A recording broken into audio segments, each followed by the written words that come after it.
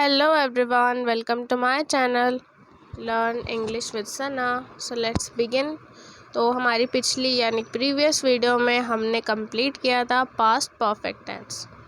आज हम करने वाले हैं पास्ट परफेक्ट कॉन्टिन्यूअस टेंस। इसे हम समझेंगे अच्छे से बिना टाइम वेस्ट किए। तो चलिए स्टार्ट करते हैं।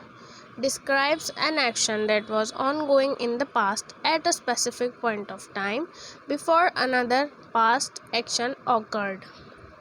यानी किसी भी दूसरे एक्शन के होने से पहले जो एक स्पेसिफिक पॉइंट ऑफ टाइम में एक्शन ऑनगोइंग था यानी हो रहा था, ये उस एक्शन को डिस्क्राइब करता है हमारा पास्ट परफेक्ट टेंस। तो चलिए आगे इसकी आइडेंटिटी देखते हैं। नेक्स्ट है आइडेंटिटी, समय से प्लस रहा था रही थी रहे थे, यानी समय से रहा था, समय से रही थी, समय से रहे थे। सॉरी इसमें तो अब हम इसे एग्ज़ाम्पल के थ्रू आगे समझेंगे तो आपको अच्छे से समझ में आएगा। तो मैं आपको एक एग्ज़ाम्पल यहीं देती हूँ। जैसे वह 2 बजे से पढ़ रहा था, तो आपने देखा कि इसमें टाइम भी मेंशन है, यानी समय जो मैंने आपको बताया 2 बज रहे थे, तो वह 2 बजे से पढ़ रहा था। आई होप दिस इज़ क्लियर। अब हमें इसमें सिंस और फॉर का यूज़ समझना होगा, क्योंकि इस सेंटेंस में जो रूल है उसमें सिंस और फॉर का यूज़ हुआ है। तो चलिए इसे समझते हैं। क्लॉक टाइम जैसे 2 PM, 3 PM, 4 PM, 5 PM, जो स्पेसिफिक पॉइंट ऑफ टाइम आपको दिया हुआ है, मेंशन किया हुआ होगा।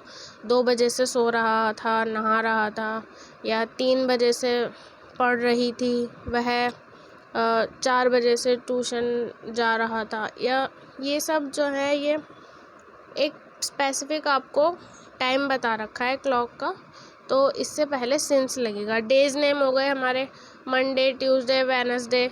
ईयर नेम हो गए, ये जैसे ईयर में आपको दे रखा हो 1999, 2002, 2003, तो इन ईयर्स के नेम ईयर्स से पहले ही सिंस लगेगा।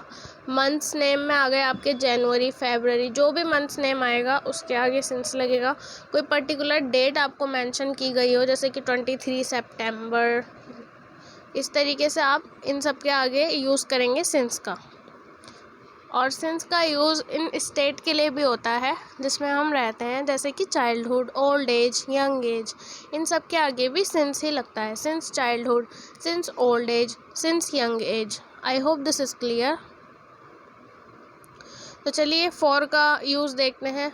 We use for before the time which we don't know properly, यानी जो हमें प्रॉपरली टाइम पता ही नहीं है उसके लिए फॉर का यूज़ होता है। आगे इसे समझते हैं। जैसे 3 आवर्स, वो कौन से 3 घंटे हमें पता ही नहीं है, तो इसलिए उसके लिए फॉर यूज़ होगा। Many days, for many days, यानी वो बहुत दिन जो भी हैं वो कितने दिन थे, साल में कौन से दिन थे हमें नहीं पता। 9 डेज़, 9 डेज़, वो कौन से 9 डेज़ थे, जनवरी के 9 डेज़ थे, फरवरी के 9 डेज़ थे, या मार्च के 9 डेज़ थे। 2 मिनट्स, कौन से 2 मिनट्स थे, पूरे हमारे वॉच टाइम आवर्स में जितने भी मिनट्स होते हैं वो किसी भी मिनट्स में आ सकते हैं। तो हमें स्पेसिफिक टाइम नहीं पता होता, उसके लिए हम फॉर का यूज़ करते हैं। तो अब रूल देख लेते हैं, रूल भी समझ लेते हैं। सब्जेक्ट प्लस हैड बीन, देखिए हैड जो है वो सबके साथ लगेगा इसमें, चाहे वो सिंगुलर हो या प्लूरल हो। He, she, it, name singular, I, you, they we plural. और वर्ब की फर्स्ट फॉर्म लगेगी, उसके साथ ING प्लस होगा। ऑब्जेक्ट प्लस सिंस और फॉर का यूज़ होगा, प्लस टाइम, जो भी हमें टाइम टेंस में मेंशन किया होगा उसका हम यूज़ करेंगे। तो चलिए रूल के हिसाब से टेंस बनाना सीखते हैं। So let's begin. रानी सुबह से पढ़ रही थी, यह है affirmative tense. Past perfect continuous का अफर्मेटिव टेंस हम करने जा रहे हैं। तो रूल को देख लेते हैं। सब्जेक्ट लगेगा सबसे पहले। सब्जेक्ट क्या है, Rani. Rani had been, Rani had been study, study के साथ जब आईएनजी फॉर्म लगती है तो ये हो जाता है studying. Studying, Rani had been studying. कब से पढ़ रही थी? सुबह से। तो सुबह एक स्पेसिफिक पॉइंट ऑफ टाइम हो गया, तो इसके आगे हम लगाएंगे since. Rani had been studying since morning.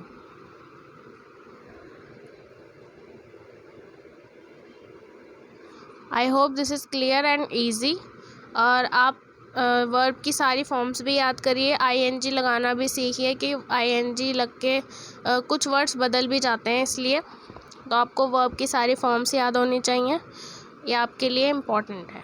I hope this is clear. अब next is negative tense. Negative, तुम 2 बजे से नहीं सो रही थी। सब्जेक्ट लगाएंगे सबसे पहले, तुम। You had not. अब देखिए यहाँ पर चेंज आया है, बीन से पहले नॉट लगेगा। You had not been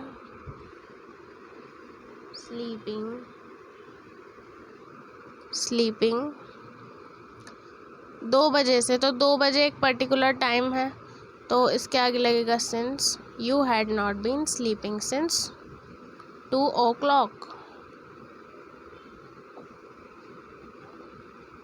I hope this is clear. क्या वह दोपहर से खाना बना रही थी? अब इसमें हमसे इंटेरोगेशन कर रहा है ये, तो ये कौन सा टेंस हो गया? इंटेरोगेटिव। तो सबसे पहले लगेगा हैड शी बीन। रूल के हिसाब से हम सब पुट करते जाएंगे, रूल आपको याद होना चाहिए तो आपके लिए सब इजी हो जाएगा। Had she been cooking. दोपहर एक स्पेसिफिक पॉइंट ऑफ टाइम है, तो इसके लिए सिंस लगेगा। Since afternoon. Question mark. I hope this is clear and easy. अब नेक्स्ट, क्या चाचा 5 दिन से काम नहीं कर रहे थे? देखो इसमें क्वेश्चन भी पूछा है और नहीं का भी यूज़ हो रहा है, तो ये है हमारा इंटेरोगेटिव नेगेटिव। तो चलिए रूल के हिसाब से पुट करते हैं। हैड, चाचा को कहते हैं uncle, had uncle not been working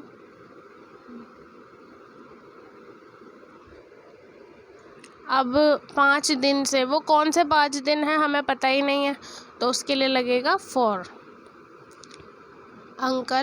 had uncle not been working for 5 days। Question mark लगाना इम्पॉर्टेंट है, क्वेश्चन मार्क मत भूलिएगा, वरना पता ही नहीं चलेगा आपने अफर्मेटिव बनाया, नेगेटिव बनाया या इंटरोगेटिव टेंस बनाया। तो दिस इज़ इम्पॉर्टेंट थिंग्स जिनका आपको ध्यान रखना चाहिए। So I hope this is clear. Up next, वे फरवरी से क्यों पढ़ रहे थे? अब इसमें WH वर्ड है हमारा क्यों की इंग्लिश होती है वाई हैड। वे की इंग्लिश होती दे, वाई हैड दे के बाद लगेगा been, why had they been studying.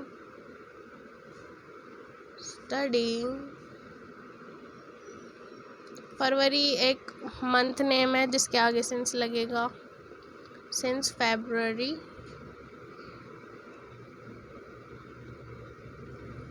Question mark. I hope this is clear and easy. तुम 5 बजे स्कूल से क्यों नहीं आ रहे थे? यहाँ एक गलती हुई है मुझसे, सॉरी। 5 बजे से स्कूल क्यों नहीं आ रहे थे? WH वर्ड्स इसमें है क्यों, तो सबसे पहले रूल के हिसाब से why plus had, why had plus subject हमारा क्या है? तुम। वाई हैड यू के बाद नॉट लगेगा, बीन से पहले लगता है हमेशा not. Why had you not been, क्यों नहीं आ रहे थे? Coming to school.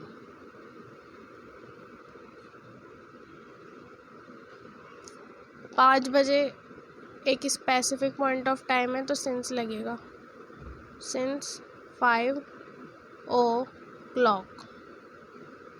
I hope this is clear and easy, आपको समझ में आया होगा।